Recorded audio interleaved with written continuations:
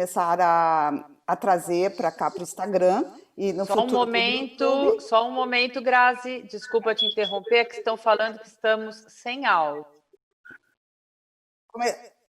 Vou começar de novo, então.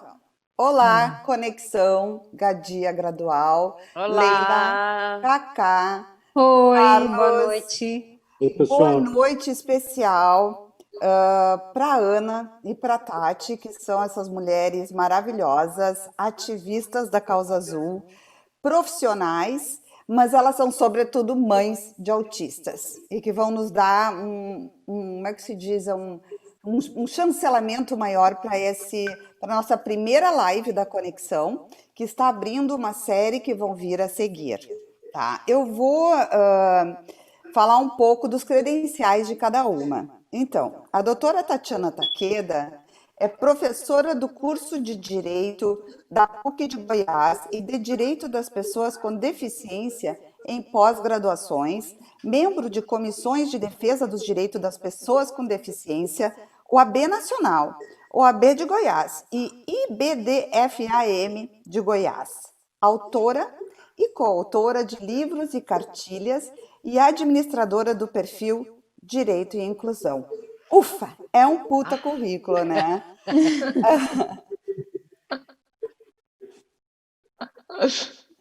A Ana Moésia é professora de Educação Física, especializada em Educação Especial, Saúde Mental e Autismo, é grande ativista da Causa Azul e também é fundadora e presidente da AMA Cariri, no Ceará. Ana é mãe de Pedro Igor, autista clássico, não verbal, 11 anos. Sejam bem-vindos e que seja bem-vindo todo esse pessoal que está conectado com a gente hoje. Muito obrigado por estarem aqui. Eu vou passar... o tema dessa nossa palestra, é importante dizer, é a atuação das famílias e as escolas em tempos de pandemia. Vou passar agora a palavra para a Cacá, que vai começar a fazer essa entrevista com essas duas queridonas. Vamos lá, Cacá. Boa noite, gente. Prazer enorme receber vocês, como a Grazi falou. A Conexão está muito feliz de começar a primeira live e a sua primeira missão, né, que é ouvir os pais, escolhendo ouvir mães tão especiais, tão generosas, tão positivas para tratar as questões difíceis da maternidade, de uma maternidade que tem que batalhar a inclusão, né? E fazem isso duplamente do ponto de vista como mães e também como essas ativistas incríveis. Ana Moésia abre a casa dela e tem parte da AMA na casa dela, uma informação assim que mostra um grau de generosidade absurdo, e a Tatiana Takeda abre essa cabeça dela incrível e esse coração para o mundo também, com seu conhecimento importantíssimo, incansável em fornecer informação de qualidade sobre leis, né? É uma referência no Brasil. A gente não dá um passo para falar de leis e para pensar a inclusão de uma forma séria e legal sem também consultar ela. Então, a gente quer começar falando desse tema complexo, que é a inclusão nesses tempos de pandemia, um tema desafiante para nós mães.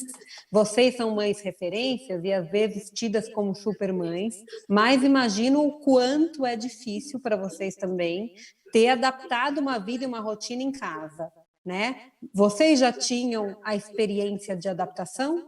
Porque para vocês sempre foi uma luta ter a escola, mas agora essa nova escola que não está preparada para ninguém vem para a nossa casa e a gente continua sendo mãe, né, e trabalha, também falo isso como mãe. Então, tem um impacto enorme no nosso sentimento, nas nossas capacidades, nas nossas culpas, nos nossos medos e na questão prática de readaptar uma rotina.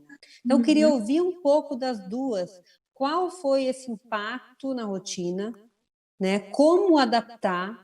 E, ao falar isso, também já uma visão crítica desse saber que vocês acumularam, e é muito importante para a gente, do como vocês avaliaram essa educação em casa e tentando ser inclusiva, né? Então, a Ana Moésia podia começar a contar para a gente, depois a Tati podia completar aí como foi essa experiência. Ana, conta para a gente. Boa noite a todos, né? Boa Agradecer a noite. oportunidade de estar aqui com vocês, para mim ser uma honra muito grande. E estar participando, né, do primeiro encontro e com essa equipe maravilhosa, que para mim, assim, são pessoas que eu já tinha como base para estar assistindo lives, para estar assistindo palestras, para estar cada vez mais me capacitando. E o isolamento social chegou para a gente, assim, de uma forma muito desafiadora, porque nós somos as conhecidas as mães guerreiras, as mães que vestem aquela capa de heroína, mas nós sabemos que a gente acaba sendo a mãe polvo, né? Que é aquela mãe com vários bracinhos, um montão de coisa para fazer, muita coisa acumulada, e são várias funções, e todas essas funções vieram para a nossa casa. Então, é o trabalho remoto, né? Eu sou funcionária pública, eu trabalho fora, em 2 municípios, então, meu trabalho ficou remoto, meus filhos estão assistindo aula em casa, os 3, né? Meu esposo também trabalha, professor, dando aula em casa, e uma pessoa ou outra que ajudava para fazer uma limpeza, uma faxina, não podia mais vir, porque parou o transporte, parou tudo, e ninguém podia estar visitando, nem saindo de suas casas, porque poderia estar transportando o vírus, né? Então, é a mãe sobrecarregada. Eu vejo muito isso, a questão da mãe sobrecarregada. Meu esposo, ele é aquele pai presente, né? Eu digo que ele é o Marcos Mion do Cariri, porque ele é um pai realmente que me ajuda e faz a função dele de pai. Ele é um pai presente, ajuda Pedro, tudo que Pedro gosta de brincar, faz receitinhas, é aquele paizão das terapias para tudo. Mas essa questão das atividades, de tarefas, ele nunca teve muita habilidade, mesmo ele sendo professor, de ensinar tarefas de filho. Desde o meu filho mais velho, ele nunca foi aquele pai de sentar, eu vou ensinar o alfabeto, eu vou ensinar isso, aquilo. Ele não tem esse jeito, esse manejo. E aí sempre foi eu, essa questão da adaptação, a questão de frequentar a escola, de estar conversando com os professores, de ver o que é para fazer. Então, eu vi assim como um desafio muito grande. A rotina da gente mudou completamente. Eu tive dificuldade em um dos meus trabalhos para conseguir o trabalho remoto, então eu recebi faltas, porque eu não estou conseguindo ir presencialmente para o trabalho, porque Pedro depende de mim 24 horas por dia. E ele é aquele meninão, né, de 11 anos, que tem compulsividade alimentar, que é um pré-adolescente que não fala, e a comunicação dele é através de gestos, através do que ele gosta, através do ambiente que ele já está acostumado. Então, assim, foi muito difícil, principalmente no início, porque a gente já vive aquela preocupação de agora, como é que ele vai desenvolver? Ele tem tanta dificuldade de se comunicar, tem tanta dificuldade de interação social, como é que vai ser agora esse menino só em casa? Porque ele está achando ótimo ficar em casa, ele não acha ruim. Embora ele goste de passear de carro, ele gosta de andar, ele gosta de sair para comer, né? Ele gosta de visitar os avós, mas ele está amando ficar em casa e no computador, assistindo os joguinhos dele, né? Então, foi muito, muito difícil. Muito difícil, e aí a adaptação, assim, geral, porque a gente tem que estar fazendo uma nova rotina em casa, tentando se ajustar a isso, e eu tenho algumas amigas, né, psicólogas, e como tudo estava parado, essas amigas foram quem foi me dando um norte e me orientando, e dizendo, não vá se preocupar, não vá fazer tudo que você não está conseguindo, respira um pouquinho, vai fazendo o que está dando certo, vamos fazer uma rotina para ele, né? Vamos ver o que é que você consegue fazer, a rotina de vocês, da família, o que é que vocês vão conseguir dar de conta, porque as terapias estão vindo para casa também. Então, eu estou sendo a mãe, a cozinheira, limpando casa, ensinando atividade, sendo a mediadora, porque na escola ele tinha uma mediadora, que ele precisa dessa mediação, né? E sendo também as terapeutas, fonoaudióloga, psicóloga, profissional da educação física, então, assim, tendo que me virar nos 30, foi bem, bem complicado. E como você avalia que foi esse processo da escola chegando em casa? Aí, a escola chegar em casa, assim, eu vi de uma forma positiva, porque quando eles fizeram a proposta, eles já colocaram Pedro automaticamente. Então, esse estresse eu não tive, de dizer assim, Pedro vai ficar de fora, eita, como é que vai ser Pedro? Porque eles já incluíram, já começaram a mandar mensagens para mim, a dizer, Ana, vai ser pelo Skype, são 5 aulas que Pedro tem, no 6º ano do ensino fundamental, ele terá as 5 aulas pelo Skype, cada professor vai entrar na sua aula, e ele vai assistir a aula, mas você quem vai ver o tempo dele. Se ele conseguir assistir a aula inteira, a gente vai estar testando também, porque era novo para todo mundo, né? A gente vive naquela era de que, pelo menos aqui na nossa região, que os alunos não podiam nem levar celular para a escola, era proibido usar celular na escola. Então, de repente, todo mundo agora precisa de um aparelho eletrônico para estudar. Né? Pelo menos na nossa região tinha até leis da escola que não pode levar celular, não. Então, mudou totalmente. Agora não, os alunos vão ter que assistir aula no celular ou no notebook. Então, assim, no caso de Pedro, ele acaba sendo privilegiado perante as outras famílias da AMA, porque ele já tinha notebook em casa, ele já tem celular, ele tem acesso à internet. Então, desde o primeiro dia de aula, Pedro não falta uma aula. Ele é aquele aluno nota 10, ele resistiu às primeiras aulas, porque ele não entendia que ele estava de frente ao computador. Para aprender, né? Não para brincar. Ele queria joguinhos. Aí ele foi entendendo isso, ele se bate, assim, umas pancadinhas na cabeça, e aquela irritação, chorava, mas aos pouquinhos ele foi entendendo, e assim, várias situações, desde o primeiro dia que ele ficava sorrindo, alguns colegas que iam aparecendo na tela, que ele começava a sorrir, então foi tendo esse contato com os professores, e eu fiquei feliz, eu como mãe, de saber que ia ser uma sobrecarga a mais, mas de que ele foi visto, que ele também ia participar, que a professora mediadora entrou em contato também no privado, dizia, o que for precisar de mim, eu também vou estar disponível, não sei como é ainda, porque a gente não sabe como é que a gente vai mediar online, virtualmente, né, ao vivo, mas a gente está à disposição, e quase todos os professores dele enviam as atividades, né, eu optei para eles me enviarem em PDF, eu imprimi em casa, então quase todos me enviam atividades adaptadas, alguns estão aprendendo a adaptar, porque também não sabiam ainda como era que ia ser isso, e está tendo assim, um relacionamento bom.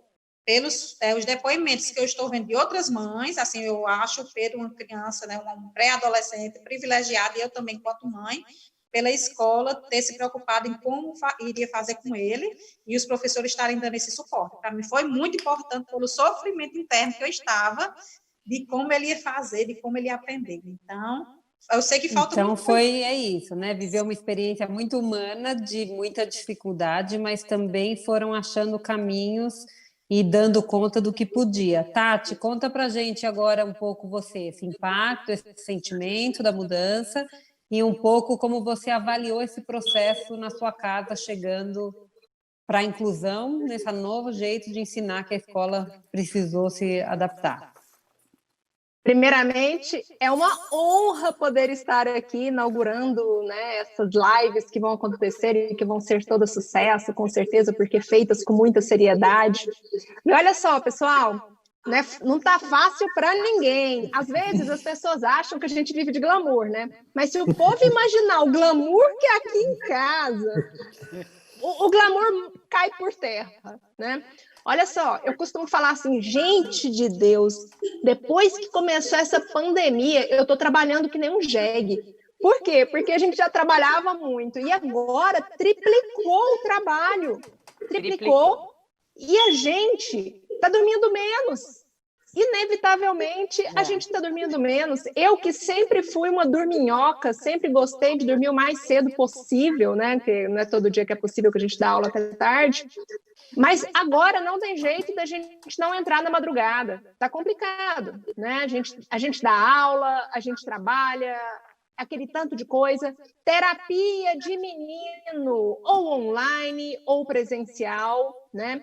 Lembrando aí que os conselhos de psicologia, de fonoaudiologia, de terapia ocupacional, eles liberaram para o pessoal fazer os atendimentos em casa, mas existe uma série de requisitos para isso acontecer, né? Então tem que ter aquela paramentação total, os conselhos eles fiscalizam, então tem que ter todo um cuidado. Algumas terapias a gente faz aí online, né? Então tem que estar acompanhando a criança ali na terapia, e era aquele momento que enquanto o menino entrava para a terapia, né, com o profissional, era aquele momento que a gente tinha para poder atualizar a rede social. Agora está mais difícil de atualizar a rede social. E aí, de repente, o menino está dentro de casa, gente. Tá dentro. O menino que ia para a escola de manhã e ficava a tarde inteira, né, por conta de terapia, agora ele está em casa o tempo inteiro. Oh, não. O que aconteceu? Não, né? Virou um balão. comendo, assim, até tivemos um dele, né? Dr. Hélio Vanderlinden trocou a medicação do Theo. E assim, foi muito bom, porque ele já deu até uma emagrecidinha já com a troca de medicação. Porque esse negócio de ficar em casa o dia todo, gente, não adianta, né? Ele comia mais do que a gente proporcionalmente por conta daquela compulsão que o remédio dava, né? Mas assim, balão todo mundo aqui em casa tá. E escola? Aqui também, Tati, aqui também. Tá Aqui também, todo mundo. Quem não tiver, que se acuse. Escola. Aí a gente também tem que acompanhar, porque não tem como, e eu acho que a gente vai poder daqui a pouquinho entrar mais aí, particularmente nesse assunto da questão da escola, mas aí eu assumi essa parte aqui em casa, eu também, Ana Moésia, e graças a Deus nós fazemos parte de um grupo muito seleto que tem pais, né, pais que se dedicam muito, porque infelizmente, eu não sei onde que eu vi uma vez uma pesquisa de que quando nas famílias em que nasce uma criança com deficiência, em grande parte dessas famílias, né? E eu acho que isso é muito verdade, porque eu nunca vou me esquecer quando eu recebi o diagnóstico de autismo do Theo, e eu comecei a frequentar a Associação Pestalozzi, e eu nunca vou esquecer a primeira vez que eu sentei lá perto das mães, né, da Associação Pestalozzi, e uma olhou para minha mão, viu minha aliança, e falou, nossa, você é casada. Aí eu, sim, eu sou casada. E eu não entendi aquilo. Depois de 2 meses que eu fui entender que a maioria daquelas mães ali, que se dedicavam tanto para os filhos, que abdicavam da vida delas, né, eram sozinhas com os filhos e viviam de BPC, né? Então, ali, na verdade, a minha história começou muito ali, na Associação Pestalozzi, né? E poder orientar essas pessoas ali, coisas que para mim eram muito simples, né? E para elas não eram. Então, acho que foi até daí que começou. Mas, enfim, nós somos muito abençoadas, Ana Moésia, por termos esses pais aí junto. E o pai, ele tem um papel muito importante nesse processo de aprendizado do filho. Já fica até a dica de uma live sobre isso, gente. Porque a gente tem que valorizar esses pais, né? E o pai do Theo Luiz é um pai nota 10. Então, eu fiquei com o papel de ficar com a escola, acompanhando as aulas do Theo, e ele ficou com o papel de ficar com as terapias e de ficar com o esporte, a dança e o lazer. Que maravilha. Como assim? A gente não podia sair de casa. Meu marido, ele tem a capacidade de colocar um Just Dance lá no YouTube, na sala, e ficar 1 hora com esses meninos dançando, pulando, fazendo exercício, né? Tudo isso para o Theo emagrecer, né? E esse papel que meu esposo, o Keylon, faz, ele é, assim, sensacional. Eu tenho muito orgulho do meu esposo. E aí, o que aconteceu? Com relação a esse lockdown em alguns lugares, quarentena em outros lugares, nos condomínios, em geral, foi bloqueada as áreas comuns, né, para que os condôminos pudessem utilizar. Mas o que a gente fez? A gente se muniu de alguns laudos, atestando que o Theo, e realmente isso é verdade, o Theo, ele precisa de medicação, ele precisa de terapia, mas ele também precisa de gastar energia. E antes, ele fazia natação, ele fazia capoeira, né? Aí, a gente conseguiu com o condomínio uma exceção para que nós pudéssemos utilizar a quadra para o Theo poder correr, para ele poder fazer exercício lá embaixo. Maravilha. Então, isso tem sido muito importante, porque esse gasto de energia dele tem que ser feito, porque senão o menino não dorme, não, né? Então, não... Sim. Você foi buscando uma rotina que pudesse incluir o que era essencial no desenvolvimento dele. Isso é fundamental, nas nossas dentro do que é possibilidades. possível. Exatamente. Daqui a pouco a gente vai ter o Dr. Carlos abordando um pouco esse tema, exatamente, e aí eu acho que a Tati pode até um pouco também continuar e falar um pouco mais sobre isso. Agora, voltando à questão da escola, eu queria perguntar para Ana Moés, a gente trocar um pouco, sobre, assim, a gente preconiza e sabe, né, meninas, Tati, Ana Moés, o quanto é importante que a família da criança, da criança com deficiência, do TEA, do autismo, esteja na linha de frente da conversa com a escola, com o diálogo com a escola, estabelecendo, né, os melhores parâmetros para a inclusão, discutindo o caso do seu filho. Então, para isso, a gente sempre falou muito como é importante ir em reunião pessoalmente, estar no ambiente da escola, que a família tem que é importante esse protagonismo. Então, foi algo sempre assim que a gente falou muito, né? E que a Ana Moésia faz isso muito de perto aí na região do Cariri, na região dela, é uma das grandes missões que ela tem. E eu queria saber, assim, que dicas você tem para que as famílias continuem, na medida do possível, a continuar estabelecendo esse diálogo com as escolas, que é tão importante, né? Que dicas você daria?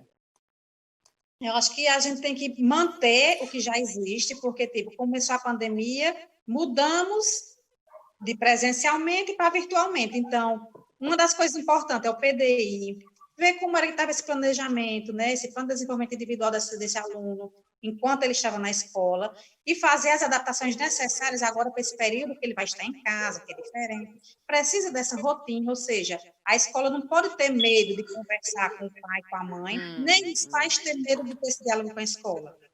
Precisam, sim, conversar, até reuniões virtuais, conversa sobre esse plano de desenvolvimento individual, até porque a mãe vai ser a mediadora dessa criança, então, desse adolescente vai precisar de saber o que era que estava fazendo, o que é que a gente pode mudar, ter uma parceria com as terapeutas, porque a gente sabe que os psicólogos vão trabalhar essa questão comportamental, dessa mudança da rotina, a gente tem que fazer aquela rotina.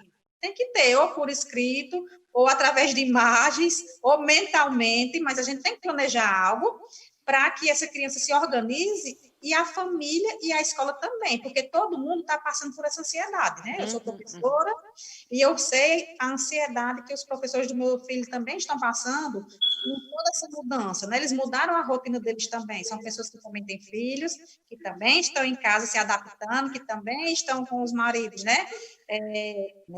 Se ajudando, então tem que ter esse diálogo. Eu acho que é aquela mão, né? Via de mão dupla, mas que não é só mão dupla, porque vai ter a escola, vai ter a família, vai ter as terapias, os terapeutas, quem acompanha essa criança. Precisa ter essa comunicação para que possa ter uma rotina melhor, possa manter um vínculo com esse aluno, porque nós sabemos que muitas famílias estão só recebendo as atividades em casa, ou então os pais estão indo buscar na escola, e esse aluno está 3 meses sem ver o professor.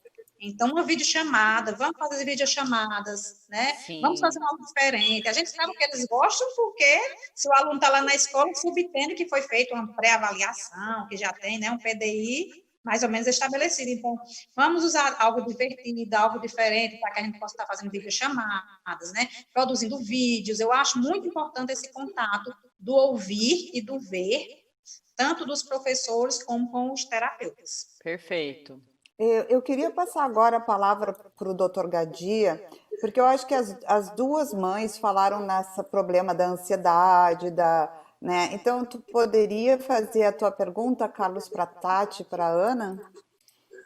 Claro. Em primeiro lugar, né, dizer que é um prazer, né, ter vocês duas aqui, né, pessoas fantásticas, né, que todos nós admiramos muito, né, e por serem as primeiras a estarem nessa live da Conexão Gadia Gradual. Né? Eu não sei se eu estou aparecendo, estou aparecendo? Tá. Sim. Tá super bem. Então, tá lindo! Tá bom. Não vamos exagerar, né? Devagar. Querida, aí, né, o que eu queria colocar para vocês, né, e ao mesmo tempo fazer uma pergunta, né, é que agora, na última semana de junho, a Academia Americana de Pediatria tomou um posicionamento que eu considero muito corajoso, né, extremamente corajoso, né, que é um posicionamento da academia como um todo recomendando a volta de todas as crianças para as escolas, né? E chegando à conclusão de que o impacto negativo do déficit social e do déficit de aprendizado nas crianças aqui nos Estados Unidos sobrepassa em muito qualquer risco que possa ser associado à pandemia. Então, é uma atitude extremamente corajosa, porque é uma questão ainda muito debatida aqui, né, com prós e contras, né, mas que coloca, acho que muito claramente, né, o fato de que o ficar em casa para todas as crianças, mas ainda mais para as crianças atípicas, né, tem um impacto enorme, né, do ponto de vista de desenvolvimento de ansiedade severa, de depressão, de regressão para comportamentos mais produtivos, né? Então, o que eu queria perguntar para vocês, né, é como é que vocês veem essa questão do impacto da pandemia na saúde mental das crianças, né, e que dicas vocês poderiam dar para nós todos, para as famílias, né, de como nós podemos tentar minimizar esse impacto negativo do ponto de vista da interação social e de comportamentos em gerais, né, seja através de irmãos, de familiares, de encontros online, enfim, que tipo de dicas vocês podem nos dar para ajudar todos nós a lidar com essa situação? A gente começa pela mais velha ou pela mais nova? Porque se for mais velha, eu começo. Se for Vai mais tu, nova, Tati. Ana. Vai lá. Duas irmãzinhas muito Vai, novinhas, Tati. não dá nem para saber. Vai, Duas Tati. menininhas. Então, vamos pela mais velha, então. Então, Vai, Tati. quando a gente fala de saúde mental, e é algo que eu gosto muito de falar, porque a saúde mental também não é só da criança, do adolescente, da pessoa autista. Se aquela pessoa que cuida daquela pessoa que não tem aquela autonomia que nós esperávamos ter, né? Se ela não está cuidando da saúde mental dela, dificilmente aquele que está sendo ali auxiliado também vai ter essa saúde mental, né? Então, eu acho que é muito importante, primeiramente, uma estruturação no ambiente domiciliar, né? No sentido de que não adianta, gente, começa por aquilo que está lá dentro da gente, né? Que é aquele amor mútuo que nós temos uns com os outros. Primeiro, eu percebo muito que em épocas de pandemia, professor, você sabe como é que é, né? Então, vamos lá. Não é um assunto confortável, mas a gente tem que lembrar que em épocas de pandemia, os níveis de violência domiciliar aumentaram bastante. Não só com relação às crianças, mas também com relação à mulher, à pessoa com deficiência e ao idoso. Então, por quê? Porque num momento onde falta dinheiro, num momento onde a gente liga a televisão e só tem notícia ruim, acaba que a saúde mental das pessoas vai ficando afetada por conta disso, né? As pessoas têm dormido menos, as pessoas estão mais ansiosas, né? Mais ligadas. Então, tem isso. E a gente acaba passando isso para a criança, esse nervosismo nosso. Então, a gente tem que tomar esse cuidado para não fazer isso. É o que a gente tem tentado fazer. A gente não passa nada de ruim para as crianças. Tanto é que elas estão assim, elas nem sabem o que está acontecendo na totalidade. Elas têm noção, mas as coisas ruins nós não passamos para elas. Então, a gente julga muito importante para a saúde mental da nossa família a gente tentar conter essa questão, não ficar trazendo. A gente liga a televisão, é morte, UTI cheia, então a gente tenta não trazer isso para o âmbito familiar. Muito bem. Pois é, agora a mais nova. Agora a caçula. Caçulinha. Pois eu acho assim, que a gente precisa aproveitar esse tempo para brincar mais. Eu acho que o brincar é uma forma de estar interagindo com os nossos filhos de uma maneira geral, independente deles terem algum tipo de deficiência ou não, independente também da idade. A gente tem vários programas que a gente pode estar fazendo em casa. Já que a gente não vai poder sair, então a gente tem que pensar em algo em casa. E o algo em casa não é só estar brigando, dizendo que a casa está suja e que eles fazem bagunça o tempo todo. né? Porque a gente sabe que a rotina é aquela, é o tempo todo louça suja, é o tempo todo, mas a gente precisa pensar em quê? Que a gente precisa brincar mais, precisa jogar, fazer atividades do papel. Aqui em casa é folhas e folhas, tinta, lápis de cores, papel para cortar, tesourinha, cola. Então, é arte saindo toda hora. E aí os 3 sentam, né? O Iago com 14 anos, Pedro vai fazer 12 anos, Yasmin com 8, e os 3 participam de cada um do seu jeito.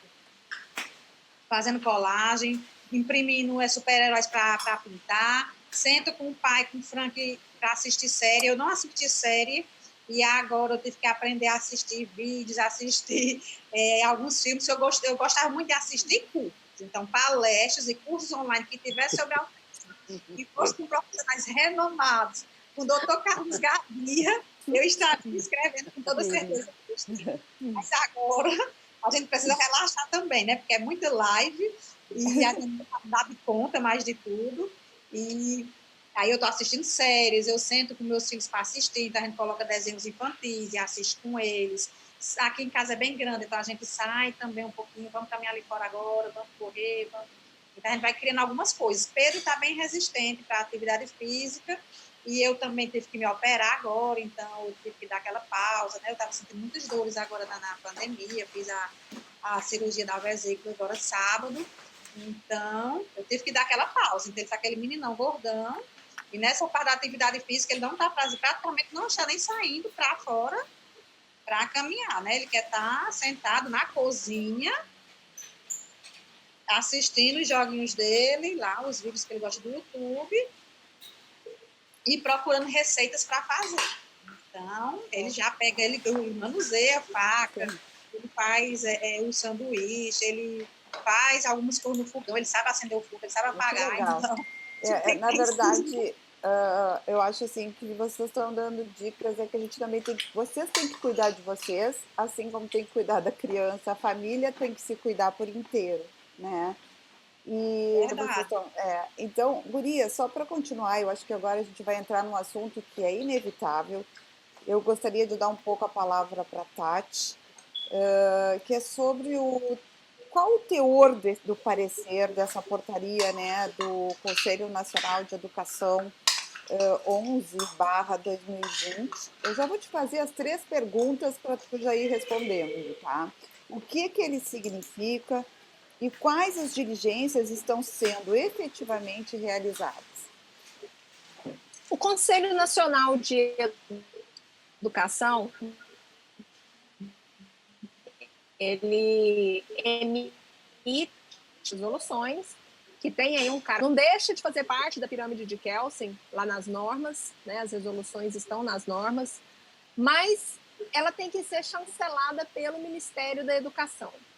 E na semana passada, o Conselho Nacional de Educação, ele soltou, né, esse parecer aí, número 11 de 2020, dispondo sobre o retorno das aulas, né, para os alunos. E lá no final desse parecer, salvo engano, são 26 páginas de parecer, e lá no finalzinho, acho que lá na página 23, o Conselho vem lá no item 8 e faz muitas considerações muito capacitistas, né, a respeito das pessoas com deficiência. Por exemplo, ele diz que a pessoa que tem a deficiência auditiva, pelo fato de, né, ela não pode estar no ambiente porque ela tem que usar máscaras, né? Assim como o intérprete de Libras também, ele tem, para ele poder fazer o trabalho dele, ele tem que tirar a máscara, então ele não pode ficar sem máscaras. Diz o seguinte, que a pessoa com deficiência visual, pelo fato dela precisar ali constantemente de estar encostando, às vezes em outras pessoas, de usar instrumentos, ferramentas ali, como bengalas, de ter que pegar em corrimões, elas também não deveriam frequentar a escola, né? Porque elas têm essa necessidade.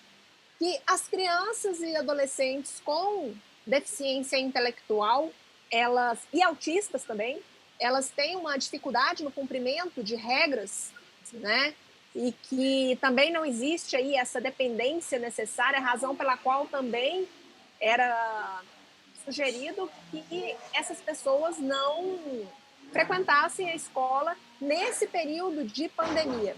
Eles usam um termo, eles falam assim que tem que ter uma avaliação técnica, né, da escola, e também essa avaliação técnica tem que coincidir aí com uma descida na curva, para que os alunos com deficiência, eles possam aí estar frequentando a escola. E eu confesso para vocês que quando eu comecei a ler, né, esse item 8, e eu fiz esse estudo antes de dar uma palestra no e-commerce, né, O Direito é Seu, onde eu tive a oportunidade de falar sobre isso pela primeira vez. E eu pensei assim, eles estão falando isso, mas no final eles vão dizer o seguinte, que tomando as devidas precauções, utilizando as práticas de higiene necessárias, né, os protocolos que vão ser feitos e que inclusive já existem, todos voltam. Não. Infelizmente, lá no final desse parecer está nós com deficiência não deveriam e pior ainda, eles colocam assim, o estudante com deficiência e ou transtorno do espectro autista, como se o autista não tivesse enquadrado ali no meio das pessoas com deficiência, né? Por razões supracitadas, que são essas razões que eu elenquei aqui para vocês, né? Por serem um grupo de maior vulnerabilidade, eles não deveriam retornar às aulas presenciais às aulas presenciais ou mesmo ao AEE, né, que é o atendimento educacional especializado. Então, da leitura que a gente faz desse parecer, a gente enxerga aí um capacitismo muito grande, né, uma discriminação e uma exclusão que, na verdade, assim, ela chocou a gente porque a gente não esperava, pegou a gente de surpresa. A gente nem imaginava que isso poderia acontecer. Porque raciocinem comigo o seguinte, eles estão falando do aluno com deficiência, né? Como se o aluno que não tivesse deficiência, ele também não pegasse nos locais, ele não pegasse nos corrimões, ele não seguisse essas regras que eles dizem que a pessoa com deficiência intelectual e o autista não consegue, né? Então, isso deixou a gente bem consternado, bastante consternado. E nós tivemos aí uma manifestação, né, do CONAD, que é o Conselho Nacional da Pessoa com Deficiência, e o CONAD se manifestou hoje, o protocolo foi feito hoje pela manhã, e o CONAD, ele diz o seguinte, olha, MEC, é o seguinte, do jeito que está, vocês estão ferindo um ordenamento jurídico internacional e nacional, vocês estão ferindo os tratados que o Brasil assinou com a ONU, vocês estão ferindo a Constituição brasileira, vocês estão ferindo a Lei Brasileira de Inclusão e tantas outras normas infraconstitucionais que nós temos, porque vocês estão simplesmente excluindo a pessoa com deficiência da escola num capacitismo muito grande, né? E aí o CONAD ele diz o seguinte, olha, se a pessoa com deficiência ela não pode participar desse ambiente nesse momento, né? Isso quer dizer que os demais também não podem. Porque, veja bem, imagina um aluno que não tenha deficiência. Ele pode ter uma imunidade baixa, ele pode ter alguém na casa dele que é do grupo de risco. Sim. Ele pode ter uma vovó com mais de 80 anos, ele pode ter um irmão que é autista, ele pode ter uma mãe que é diabética, né, hipertensa, grande parte da população é. E outra coisa, não falaram dos funcionários, não falaram dos servidores, né? E aí, e os professores? O professor idoso pode voltar, o professor que é hipertenso pode voltar, que tem diabetes, o porteiro, como é que faz com o pessoal, com os funcionários, o pessoal da cantina, da limpeza? Eles podem voltar, mesmo eles também sendo do grupo de risco? Então, assim, a gente percebeu que houve uma discriminação muito grande no teor desse parecer. Tati, eu estou vendo uma pessoa aqui nos comentários falar que como que faz com um aluno que o tempo todo saliva, cospe para o lado, como que faz nesse caso? E hoje à tarde, dando uma olhada na internet, chegou para mim um documento do Instituto Rodrigo Mendes, maravilhoso, exatamente. É o protocolo, exatamente. Sobre educação. Inclusive, lá olhando rapidamente, que a gente ia Esse falar documento, Leila, eu estudei o documento. Né? Então, lá pela página 32, eu dei uma olhada rápida, assim, queria que você comentasse, a gente tem pouco tempo, que eles fazem esse documento que a gente chama de proteção inclusiva durante da Covid-19, e ele fala sobre 23 mesmo. Vocês estão me ouvindo? Aqui travou. Deu uma travada. Deu, mas agora acho que voltou. Agora deu, vai. Voltou. Tá ok. Então, o que a gente pode utilizar, inclusive, esse protocolo, né, esse documento que foi produzido pelo Instituto Rodrigo Mendes, um documento seríssimo, muito sério, muito bem produzido, né, que fez um sobrevoo aí por 23 países e por documentos importantíssimos de organismos internacionais, como a ONU, a Unicef, a Unesco, a própria OMS, né? E aí, desse documento, a gente tira o seguinte, tem uma frase sensacional nesse documento, ela diz o seguinte, que somente o laudo médico atestando a deficiência daquela pessoa, somente aquele laudo médico falando assim, não, essa pessoa possui deficiência tal, ela não é o suficiente para justificar que aquele aluno ele fique em casa. Por quê? O documento ainda vem lá na conclusão e diz o seguinte, ninguém pode ficar para trás. Isso, e lá na parte... Aí ele faz uma análise de alguns países, uma análise de alguns países, e eu acho interessante, e quando ele vai falar da Espanha, ele diz o seguinte, né, que lá nas informações, nas orientações que o governo espanhol deu para a população nessa volta às aulas, eles não falam sobre medidas específicas relacionadas às pessoas com deficiência. Por quê? Porque na Europa, né, eles não fazem essa diferenciação, sabe? Ah, você tem deficiência e você não tem deficiência. Caramba, todo mundo é estudante.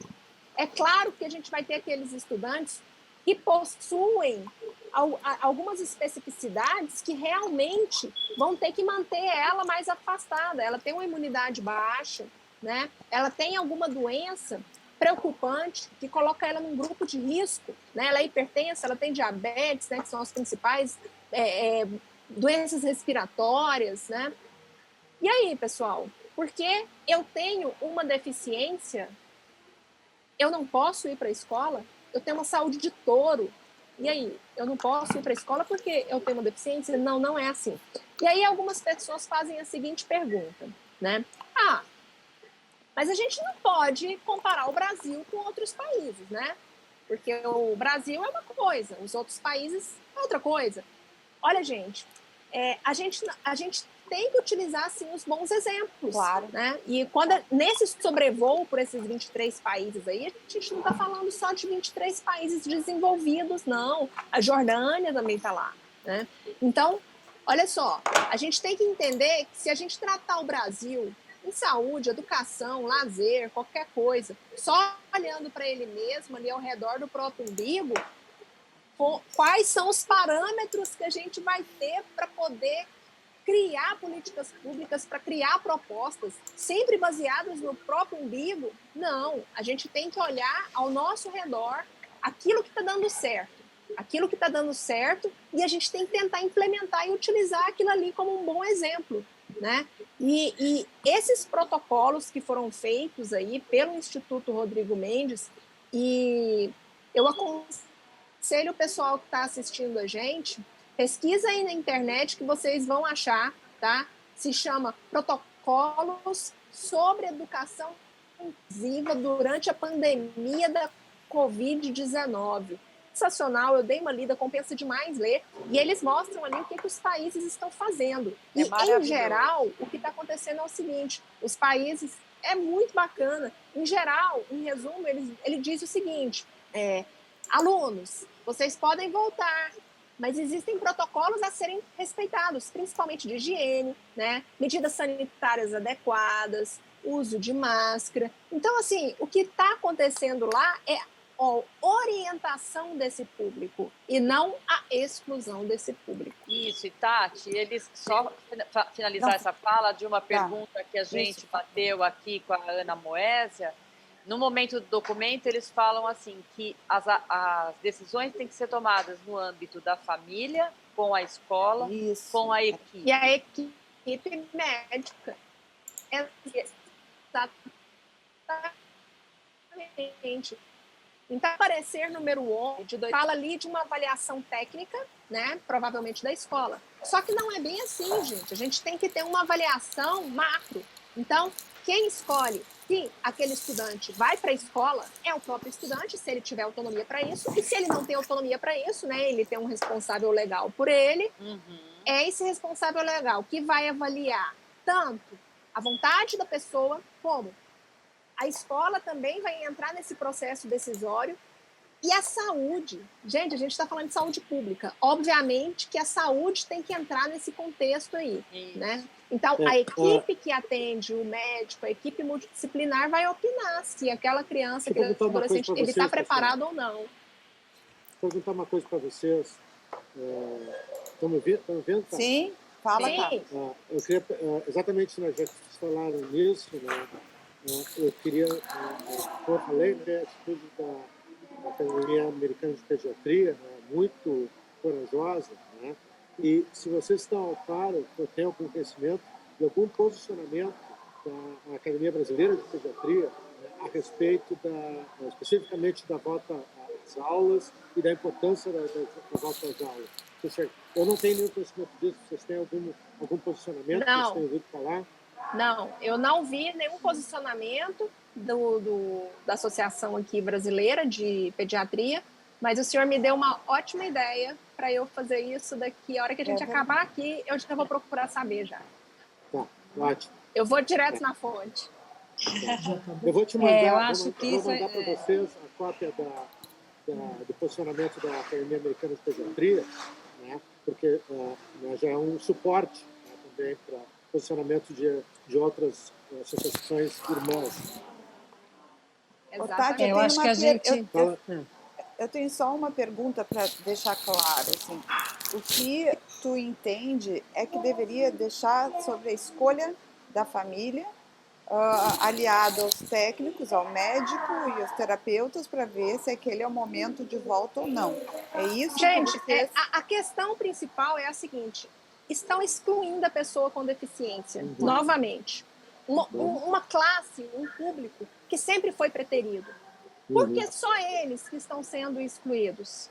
Né? Por que muito especificamente, eles estão sendo excluídos? Então, o direito à educação é um direito de todos. E é isso que, por exemplo, os outros países se baseiam. O direito à educação é um direito de todos. Agora, se aquele determinado aluno ele não tem condições de voltar, por N motivos, quem escolhe é uma conjugação de fatores, não é só um fator. A gente tem que ter aí, no mínimo, um tripé, que é a escola, a família e o pessoal da saúde que atende aquele aluno. Sim, ele não vai ser avaliado porque ele tem uma deficiência. As dificuldades do comportamento vão ser para todos, para os adultos e para as crianças. Não, acho que sim, acho que a ideia, né, tem que ser todo mundo volta e especificamente algumas situações que não são só necessariamente deficientes vão ter que ser avaliadas. E não ao contrário. Ninguém volta, né, dos deficientes e aí todo mundo volta. Avaliar quem pode voltar. Tem que ser exatamente o contrário. Olha, né? Todo mundo volta exatamente. E vão se avaliar individualmente quem não voltará. Olha, e eu vou além, doutor Gadia, porque eu tenho um filho típico e um típico e um atípico. Eu acho mais fácil a volta para o meu filho atípico, porque ele tem professor de apoio, porque ele segue regras. O Theo, ele segue regras, né? E a minha filha típica não segue. Eu tenho mais preocupação com ela do que com ele num ambiente desse. A Claro, Elise muitas me disse a vezes- mesma coisa também disso que aconteceu. Desculpa, Cacá, vai tu. Não, ia falar que essa questão até do desafio das crianças típicas de ter o isolamento social, porque elas buscam de uma maneira física, sistemática, o outro, de uma maneira que é muito mais difícil, às vezes, de colocar uma regra nisso, do que para a criança, muitas vezes, no TEA, que a gente vai fazendo sempre um movimento contrário, puxando eles para o contato, puxando para a proximidade, né? Mas acho que um pouco já também direcionando, que talvez a gente esteja no final, Isso. acho que a gente mostrou aqui o quanto é importante a informação correta e de qualidade para que ainda não haja discriminação, para que ainda a inclusão seja uma pauta verdadeira, né? E que ela nem precisaria existir se a gente realmente seguisse simplesmente o conceito da igualdade como a lei coloca, né, que não todo mundo é igual, mas tem os mesmos direitos, mas a gente ainda tem que jogar a palavra inclusão aqui quando fala de escola, porque infelizmente a desinformação é tanta que a gente ainda ouve alguns argumentos que são realmente por falta de um conhecimento, de uma vontade que todos sejam iguais e respeitados. Então, a fala de vocês ajudou muito a gente travar esse tema da escola e ainda da necessidade da inclusão e da informação. Agradeço demais. Muito obrigada. Talvez a gente até volte a conversar sobre esse assunto, porque a gente vai ter desdobramentos aí, né? Então, muito obrigada, meninas, gurias, conexão. Querem dar o tchau aí para o pessoal? Tem bastante gente aqui. Não tem nenhuma pergunta, só tem bastante comentários. Então, estamos indo. Obrigada. Deem tchau aí, Eu conexão. agradeço muito a oportunidade de estar aqui com vocês. É uma honra estar com vocês, profissionais aí que a gente admira tanto, Ana Moésia, companheiraça, né, de causa. E olha, gente, o recado é o seguinte: não tá fácil para ninguém, é difícil para todo mundo. Atípicos, típicos, tá difícil para todo mundo. Mas com relação aos atípicos em especial, o meu recado para vocês é o mesmo, tá? A inclusão, ela é um caminho sem volta. A gente pode até estar a passos de formiguinha, mas a gente não pode dar nenhum passo para trás. Perfeito, gente. Muito obrigada por estarmos aqui na Moésia, Tati, Cacá, Carlos, Grazi. Muito feliz. Estou muito feliz. Obrigado, Ana. Beijo. Ana, muito obrigada. Obrigado. Muito bom. Tchau, gente. Tchau. Tchau. Obrigada. Até a próxima. Até a próxima. Até a próxima.